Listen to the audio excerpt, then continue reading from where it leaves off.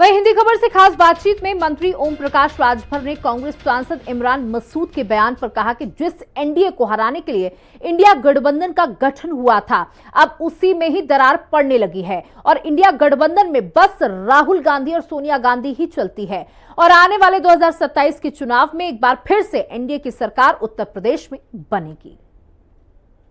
उत्तर प्रदेश सरकार में मंत्री ओम प्रकाश राजभर जी हमारे साथ हैं। सर, एनडीए को हराने के लिए इंडिया गठबंधन बना था, लेकिन इंडिया गठबंधन में भी अब फूट पड़ रही है। आप कह रहे हैं कि हम अपने दम पर जीत हासिल करेंगे। दिल के टुकड़े हजार हुए, कोई यहां गिरा कोई वहां गिरा, इक्यावन खड़ा हुई हैं। आप देखते जाइएगा ना।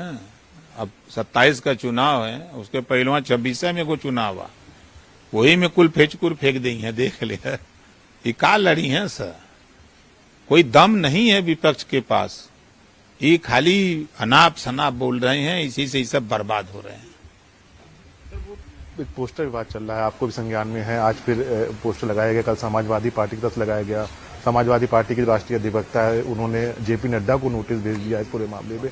किस तरह की लड़ाई और कहाँ मतलब ये चीजें जा रही हैं? देखिए, समाजवादी पार्टी में कुछ ऐसे जीव हैं, कुछ पोस्टरमैन हैं, कुछ ट्विटरमैन हैं, कुछ जादूगर मैन हैं, कुछ झूठ बोलने वाले मैन हैं। हर तरह के मैन वहां रखे गए हैं।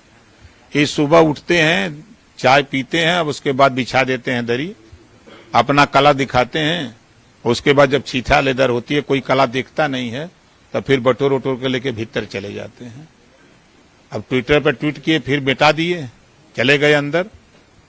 राजनीति में देखिए आरोप प्रत्यारोप होते हैं एक दूसरे पर, लेकिन माता पिता को बीच में घसीटना, ये समाजवादी पार्टी का कल्चर पुराना है। तो खुद उसकी सजा उनको मिल रही है, रोज को रोज सजा मिलती जा रही है।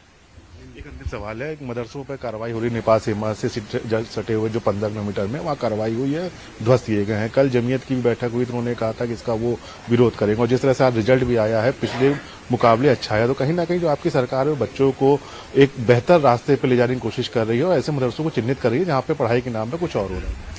देखिए, मदरसे खोले जाते हैं शिक्षा देने के लिए। मदरसे खोल करके अगर आप वहां नोट छापने का कारोबार करिए, आप उसको आवासीय बना दीजिए, लोगों को शरण दीजिए, तो ऐसे लोगों के खिलाफ जांच होती है और जांच में दोषी पाए जाते हैं, उनके खिलाफ कार्रवाई होती है। तो मंत्री ओम प्रकाश राजभर थे, इन्होंने तमाम मुद्दों पर हिंदी खबर से बात की। कैमरा मैन मनोज के साथ मैं राहुल श्रीवास्तव, हिंदी खबर, लखनऊ।